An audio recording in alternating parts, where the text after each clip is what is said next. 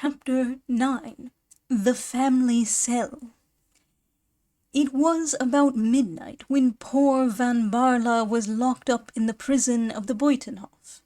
What Rosa foresaw had come to pass. On finding the cell of Cornelius de Witt empty, the wrath of the people ran very high, and had Griffiths fallen into the hands of those madmen, he would certainly have had to pay with his life for the prisoner. But this fury had vented itself most fully on the two brothers when they were overtaken by the murderers, thanks to the precaution which William, the man of precautions, had taken in having the gates of the city closed. A momentary lull had therefore set in whilst the prison was empty, and Rosa availed herself of this favourable moment to come forth from her hiding-place, which she also induced her father to leave. The prison was therefore completely deserted. Why should people remain in the jail whilst murder was going on at the Tolhek? Griffiths came forth trembling behind the courageous Rosa. They went to close the great gate, at least as well as it would close, considering that it was half demolished. It was easy to see that a hurricane of mighty fury had vented itself upon it.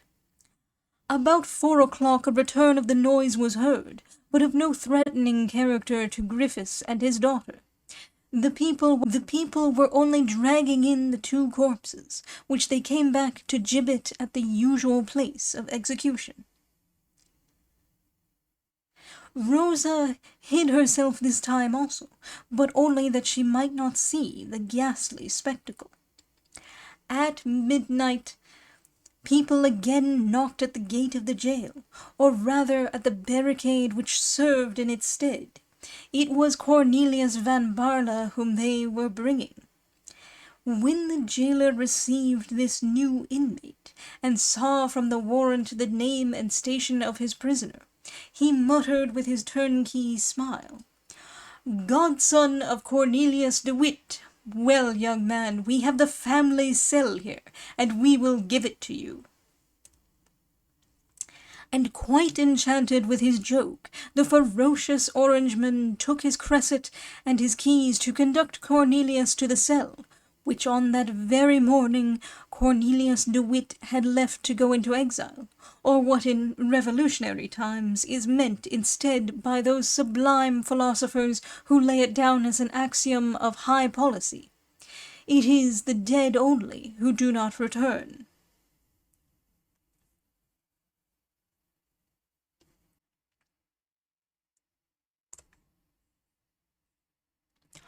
On the way which the despairing Florus had to traverse to reach that cell, he heard nothing but the barking of a dog, and saw nothing but the face of a young girl. The dog rushed forth from a niche in the wall, shaking his heavy chain, and sniffing all round Cornelius in order so much the better to recognize him in case he should be ordered to pounce upon him.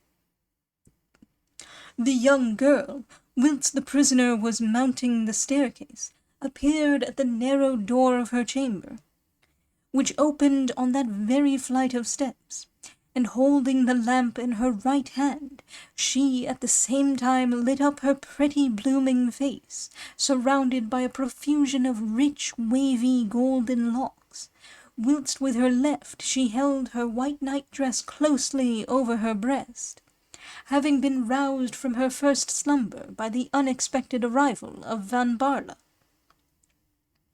It would have made a fine picture, worthy of Rembrandt, the gloomy winding stairs illuminated by the reddish glare of the cresset of Griffiths, with his scowling jailer's countenance at the top, the melancholy figure of Cornelius bending over the banister to look down upon the sweet face of Rosa, standing, as it were, in the bright frame of the door of her chamber,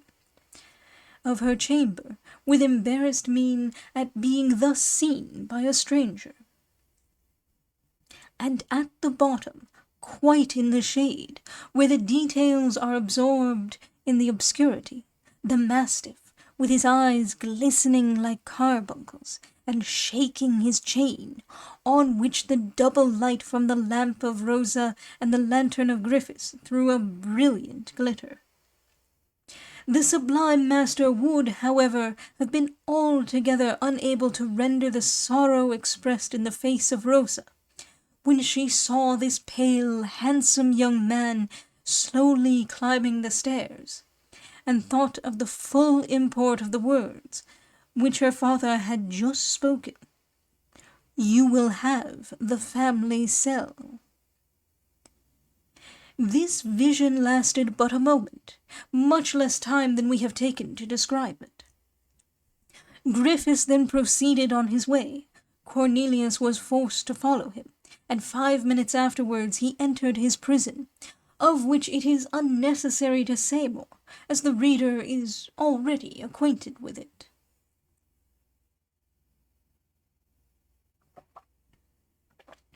Griffiths pointed with his finger to the bed on which the martyr had suffered so much, who on that day had rendered his soul to God. Then, taking up his cresset, he quitted the cell. Thus left alone, Cornelius threw himself on his bed.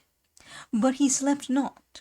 He kept his eye fixed on the narrow window, barred with iron, which looked on the Buitenhof, and in this way saw from behind the trees the first pale beam of light which morning sheds on the earth as a white mantle. Now and then during the night horses had galloped at a smart pace over the Buitenhof. The heavy tramp of the patrols had resounded from the pavement, and the slow matches of the arquebuses, flaring in the east wind, had thrown up at intervals a sudden glare as far as the panes of his window.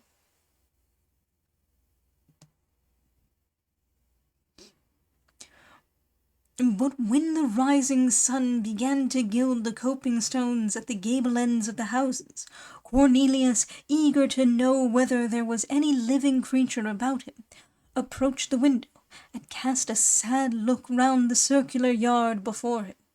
At the end of the yard a dark mass, tinted with a dingy blue by the morning dawn, rose before him, its dark outlines standing out in contrast to the houses already illuminated by the pale light of early morning.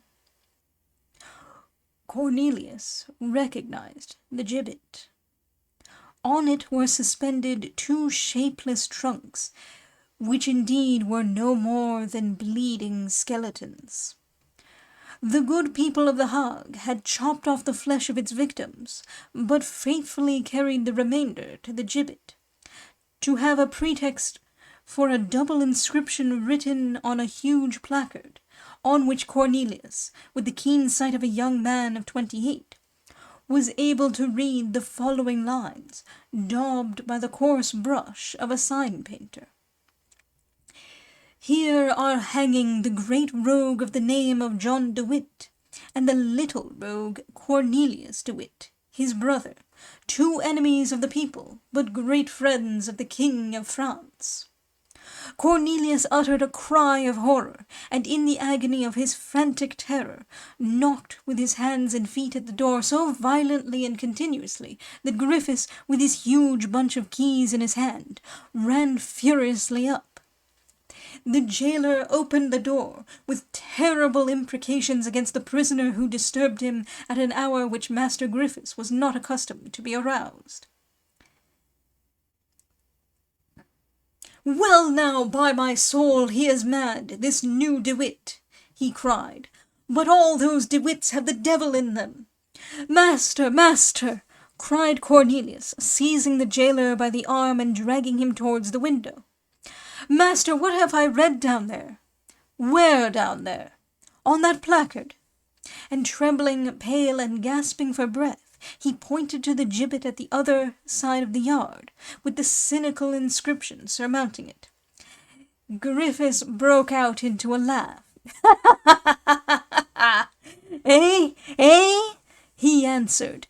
"So you have read it? Well, my good sir, that's what people will get for corresponding with the enemies of His Highness the Prince of Orange." The brothers De Witt are murdered!" Cornelius muttered, with the cold sweat on his brow, and sank on his bed, his arms hanging by his side, and his eyes closed. "The brothers De Witt have been judged by the people," said Griffiths. "You call that murdered, do you? Well, I call it executed." And seeing that the prisoner was not only quiet, but entirely prostrate and senseless, he rushed from the cell, violently slamming the door, and noisily drawing the bolts.